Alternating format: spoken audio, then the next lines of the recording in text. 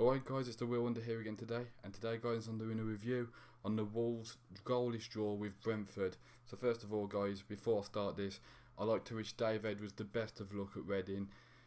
I don't think he fits into what Nuno wants, but he deserves to be playing full first team football, so fair enough to him.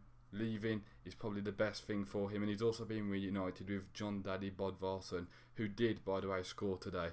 So I'm hoping that Edwards has the best of luck for the future, and I hope he has a successful career at Reading. Now guys, let's talk about the Wolves match. It sounded like a 0-0. You look at a 0-0, most of the time you think, boring, not the best match. But let's be honest, this could have been a 6-5 thriller with the chances missed. So I'm just going to name all the chances that I can remember. There's Brentford hit the post. They also missed a sitter from like 6 to 8 yards out. That's 2 goals already. John Woody made a fabulous save from Romain Sawyers. So that's 3 goals that could have been to Brentford already. But if we talk about Wolves, Bonatini missed a very good chance indeed. It was a good save by the keeper, but he missed a good chance. Doherty also missed a good chance. So there's 2 goals for us, simple. Jota, apart from that, it was like we still had chances, but it was mainly that the defenders just beat us to the ball. I think for a bit of the game where we didn't quite hit the levels, we were too slow, and that's our own fault. We were just too slow. But on the other hand, this team had just come off a defeat.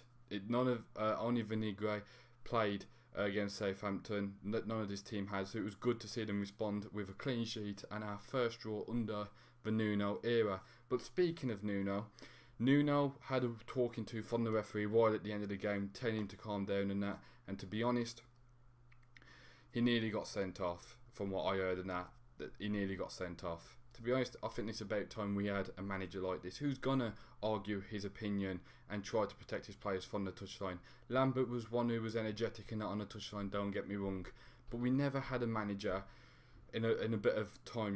Jacket would just stand there on the touchline and just focus with the game, and I think that's how it should be. But let's be honest, when emotions are running high, look at managers like Warnock and that. They're very good at having a go at the referee, and it puts them under pressure, and it says to them, if you're going to give us what we think bad decisions, we're going to have a go at you. So I'm glad Nuno's sort of like this, considering when Nuno joined, he's very calm on the touchline, and 5 games in, he's nearly getting sent off for Wolves. It only took 5 games for the Wolves look or whatever to come and change that. Now, either way, Brentford, I think, definitely deserved something out of that game. They definitely did. I think they missed the better chances of us. I think we got lucky at times with some of the chances they missed, hitting the post, putting it wide over and that. They could have easily had 3 or 4. We could have had 2 or 3. They could have easily won it. They could have won this 4-3 if the big chances had been took easily. But at the end of the day, I think both of us take a draw. Brentford are still looking for the first win. We've just lost. Want to see how we come back to it and we get a good solid point. The only thing for Wolves now is that Edwards, as I said earlier, has left. Lonergan could be going to Leeds. If an improved bid comes in for Dicko and it's a reasonable one, Dicko could be on his way. Joe Mason has left on loan. So our only problem is, if we sell another 2 or 3 players, we need to get definitely another striker in, because if we sell Dicko, that leaves us with just Bonatini, and that means you've only got one who might not be fully up to the match fitness of Saturday, Tuesday, and he can only play one style of football, which is ball in the box, link up play, a bit of a target man sort of thing.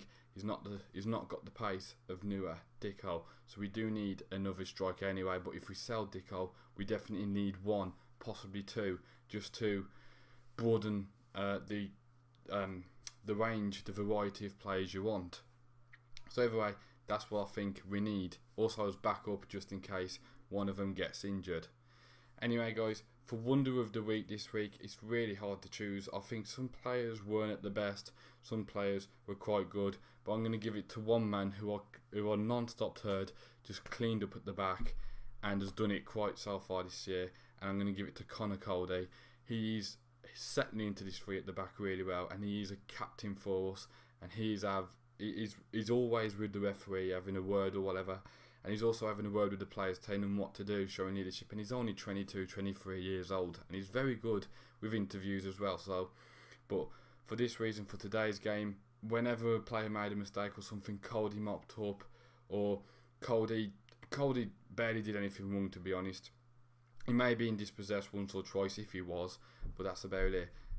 Miranda played a lot better, played better than he did at Cardiff, but he still needs to just make those passes a bit quicker or something like that, because they do dispossess him a bit, but it's all about adapting. So anyway, guys, Connor Cod is my wonder of the week. And before I go, guys, I'm just going to say it again, I wish Dave Edwards the best of luck. And also, the day we just needed a goal, I think, in that game, and we could have snuck a 1-0, even if we didn't deserve it.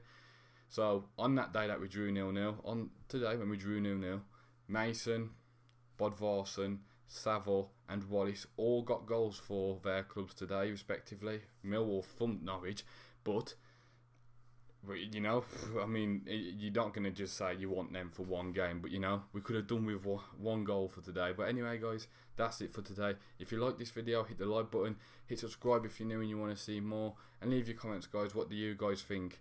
And I'll speak to you guys about the next Wolves review will obviously be after the international break, but I'll speak to you guys later.